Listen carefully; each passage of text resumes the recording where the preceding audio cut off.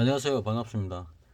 9월 위기설이 심심찮게 계속해서 나오고 있습니다.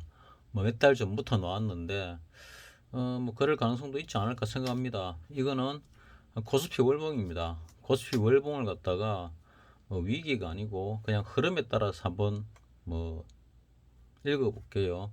자, 이 선은 늘 말씀드리지만은 우리 IMF 때 98년이죠. 97년에 와가지고 98년에 바닥을 찍었습니다. 277. 요 밑에 선을 쭉 추세를 꺼 보니까 이런 선이 나왔고, 이때 저 위에 선을 쭉 껐습니다. 위에 선을 꺼니까 요런 추세가 쭉 나왔습니다. 이 추세를 카피해 가지고 밑으로 갖다 붙이니까 요런 선이 나왔습니다. 그래서 요 꼭대기와 요 꼭대기를 아래쪽을 보니까 밑으로 튀 놓았을 때가 추세에서 튀 놓았을 때가 하방으로 거품이 일었다. 그 언더슈팅이다. 위로 올랐을 때가 상방으로 거품이 일었다. 오버슈팅이다. 뭐 이렇게 일단 보겠습니다. 그럼 여기서 IMF 때 올랐다가 내렸죠. 내리고 이 추세를 한번 깼죠. 깨고 다시 반등을 했습니다. 반등을 하니까 여기서 한 달, 두 달 머물고 다시 하락을 했죠. 하락을 하면서 추세를 잠시 깼다가 반등했다가 다시 깼죠. 추세를 깨면서 이격이 앞전보다 많아졌습니다. 많아졌음에도 불구하고 뭐 이거를 깨지는 못했죠. 그리고 쭉 다시 올라왔습니다. 다시 떨어졌는데 이때 2007년도 리먼 사태입니다. 리먼 사태가 발생하고 쭉 떨어졌습니다. 그때 위로 거품이 일고 밑으로 거품이 다시 일었죠. 이때 정권을 갖다가 이명박이 대통령이 정권을 잡았는데 이명박 대통령이 정권을 잡으면서 그나마 잘했던 게 우리가 IMF를 맞은 지가 한 10년밖에 안 됐기 때문에 기업들도 준비를 했었고 국가도 준비를 했고 이명박 대통령이 그래도 뭐 기업인 출신이라고 원래 운동권 출신이죠.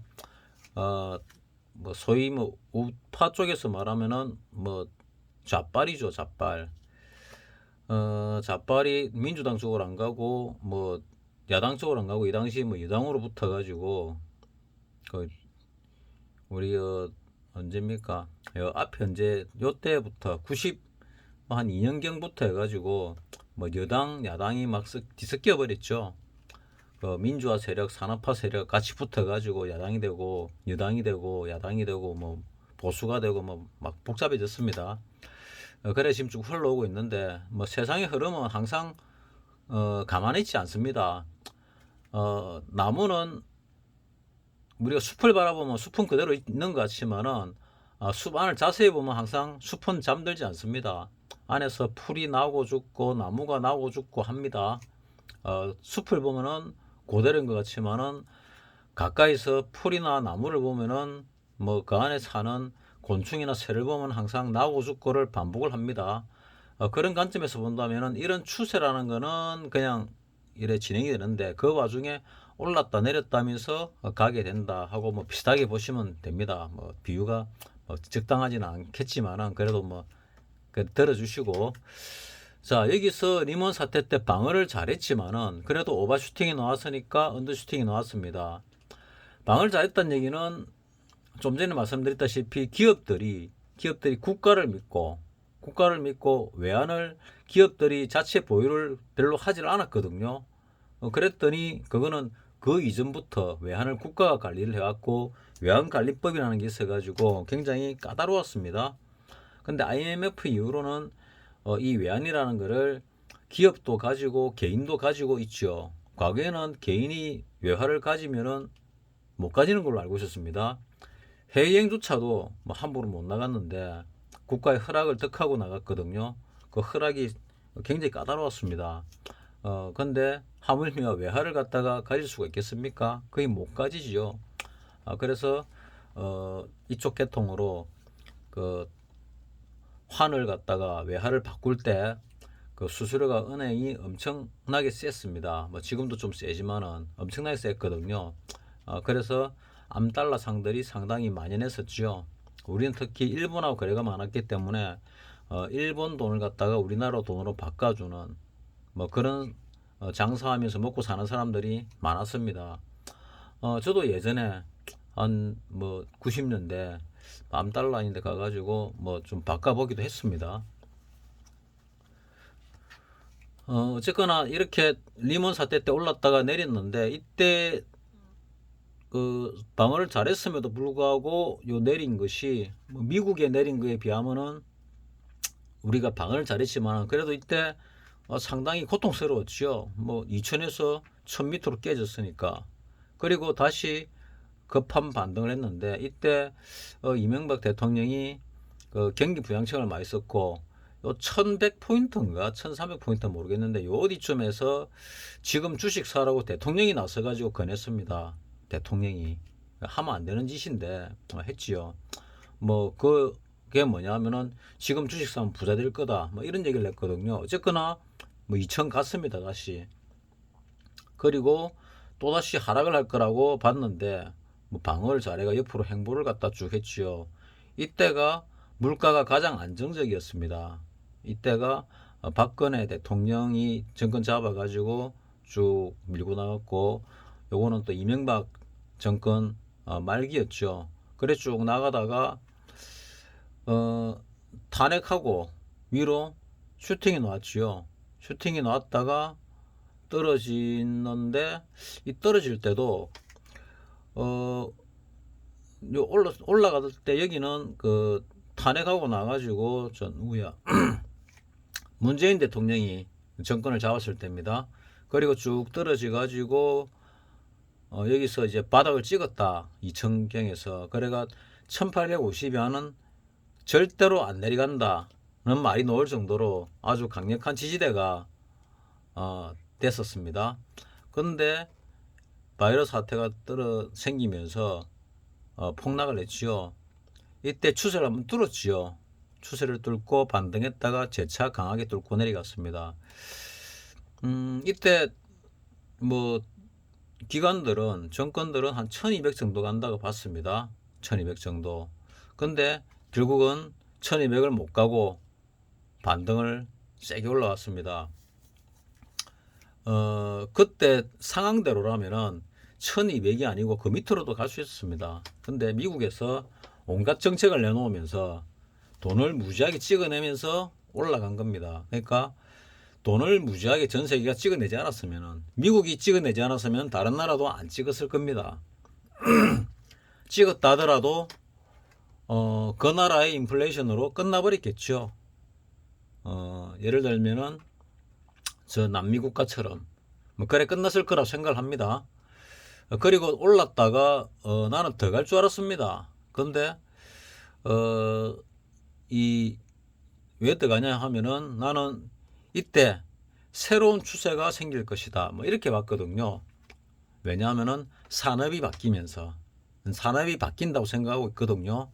그 시기가 시발점이 여기가 아닐까 생각했는데 요 밑에 추세를 끊고 뭐 이걸 카피해서 올리니까 추세가 너무 급격한데 싶어서 이건 아직은 아닌가 보다 하는 생각이 좀 듭니다. 자, 여기서 요 가운데 거는 뭐냐, 여기 꼭대기와 중간에 아래에 중간점을 연결해 보니까 이런 게 나왔는데 뭐 대충 중간점을 연결하니까 올랐다 내렸다 하면서 요때는 또 언더슈팅이 나왔죠. 내려가지고 다시 중간 정도 올라왔습니다. 올라왔는데 여기서 저항받고 지금 뭐 못 가고 있는 듯이 아직 월봉이 안 끝났으니까 월 중간에는 그래 보입니다. 근데 결국 이거 뚫을 거라 생각합니다. 9월 위기설이 나왔다는 얘기는 그 전부터 나와 있었거든요. 근데 6월 달에 그 5월 말이죠. 그 미국 부채한도권 때문에 미국이 돈을 갖다가 뭐 마음대로 찍어내지요. 찍어낼 수 있는 국가죠. 근데 또 마음대로 찍지는 못합니다. 왜냐하면 통화량 조절을 못하면은 미국이 이제 문제가 생길 수가 있죠. 기축 통화로서의 문제가 뭐 지금도 조금은 생겨 있지만은 뭐 이 정도가 아니고 기축 통화의 권리를 날릴 수도 있습니다. 그래서 미국이 뭐 나름대로는 우리가 볼 때 또 밖에서 볼 때는 아닌데 다른 국가 볼 때는 아닌데 나름대로 저거 나름대로는 무슨 원칙을 가지고 뭐 찍어냅니다. 그래서 부채 한도를 정하고 그 이상은 돈을 쓰지 말자 뭐 이런 식으로 정합니다. 그 한도를 갖다가 뭐 수십 차례 올렸고 최근에도 수십 차례 올렸습니다. 계속 올렸습니다. 그걸 갖다가 5월 말에 올리냐 안 올리냐 했는데 항상 올리게 돼 있는데 그 기한 내에 안 올리면은 저때 한번 국가 부도 사태 비슷한 그런 하락이 있었거든요. 잠시 일주일 정도 그런 게 또 벌어질 수 있습니다. 어찌 보면 또 짜고 치는 뭐 고스톱하고 똑같이요.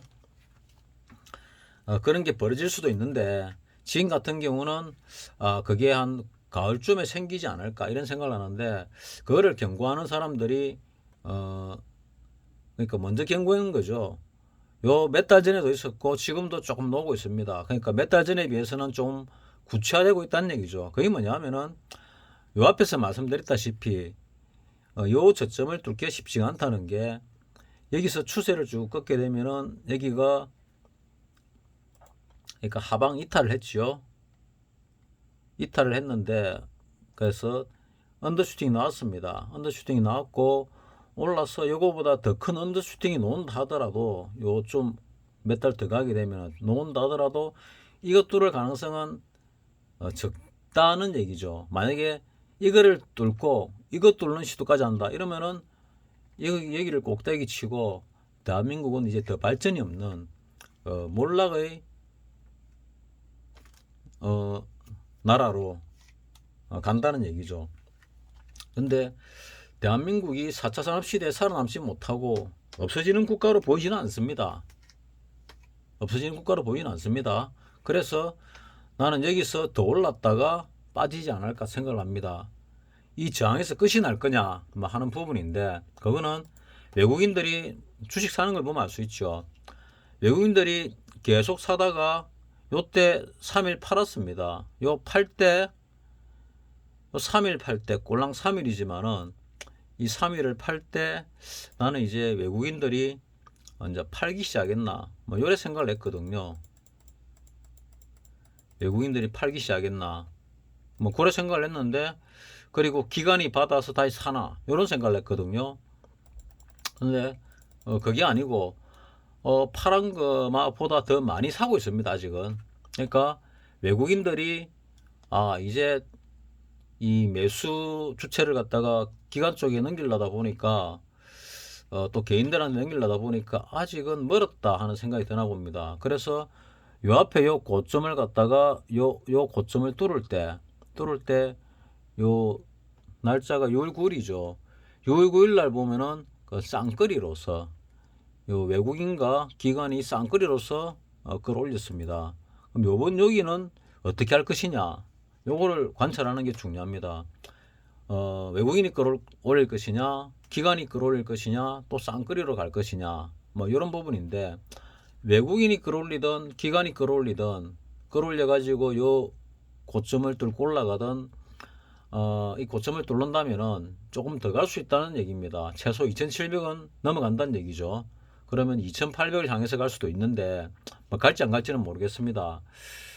어느 순간에 외국 개인이 들어오든 들어오지 않든 뭐 밑으로 가긴 갈 겁니다. 뭐 나는 조정으로 봅니다. 그거를 좀 전에 월봉에서 보여드렸죠.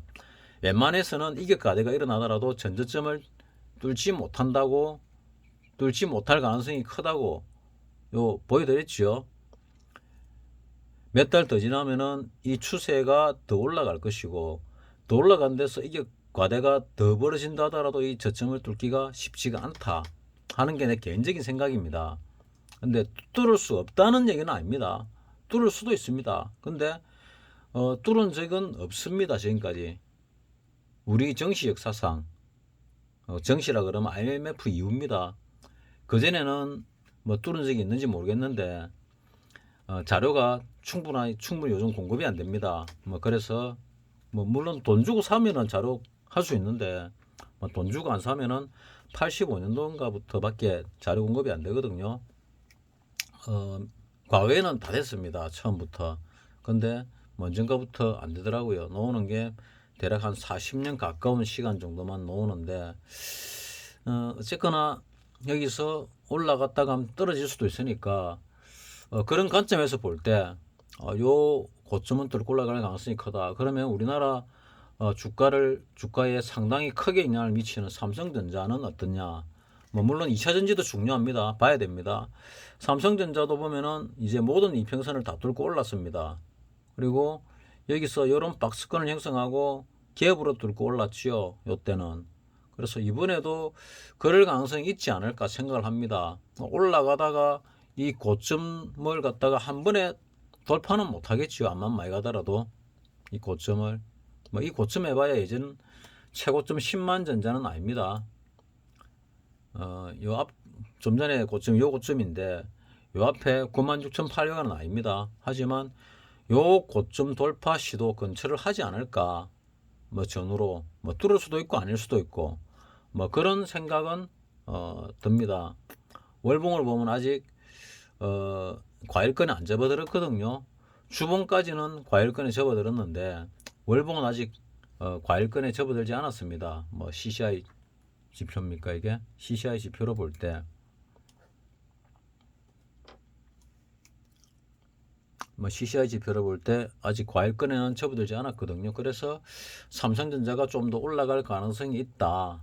그러면 우리나라 시장도 좀 더 갈 가능성이 있다. 뭐 이렇게 일단 보고 있습니다. 그거는 말씀드렸다시피 외국인들이 산 금액이 앞전에 말씀드렸을 때 23조 몇천억이었는데 뭐 이제 대충 한 24조 가까이 되겠네요.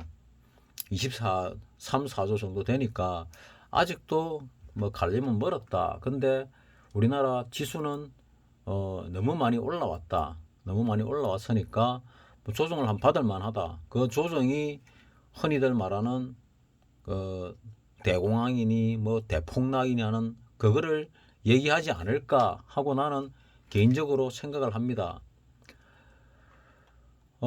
그런 관점에서 본다면은 요 고점을 뚫고 올라가서 자기가 가지고 있는 주식 추세가 무너질 때 이번에는 반드시 팔아야 됩니다. 이번이야 그러면은 뭐 보통 여름 휴가 8월 달에 상승 랠리가 한번 있지요. 그 랠리가 끝났을 때는 한번 팔아가지고 뭐 자기가 가진 주식의 상당 부분 최소한 절반 이상 최대한 판다 그러면은 뭐 한 90%, 뭐 100%다 파는 거는 시장을 떠나겠다는 얘기죠. 그렇게 떠나고 나면은 들어오는 게 쉽지가 않습니다. 근데 주식을 간간히 그렇게 떠났다 들어왔다 하는 사람은 돈 버는 사람은 그럴 때마다 하는 사람이 있습니다. 있기는.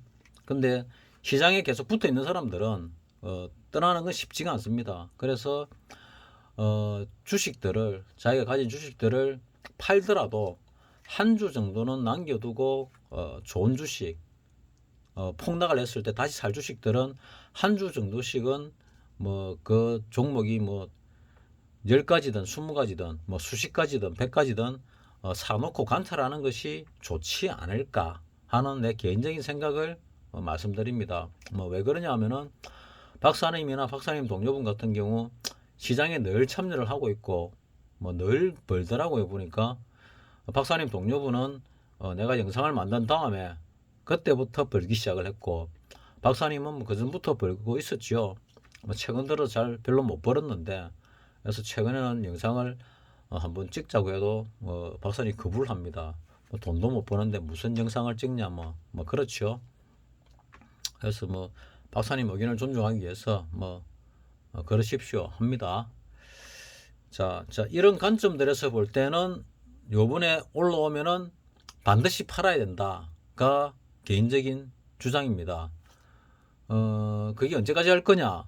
보통 8월 휴가, 여름 휴가 랠리는 뭐 거의 대부분 있으니까 그때 정도까지는 가져도 되지 않을까? 이 하락하던 와중에도 앞에도 보면은 요 8월 달에 상승 랠리가 뭐 있었거든요. 그 우리 저게 그 뭡니까?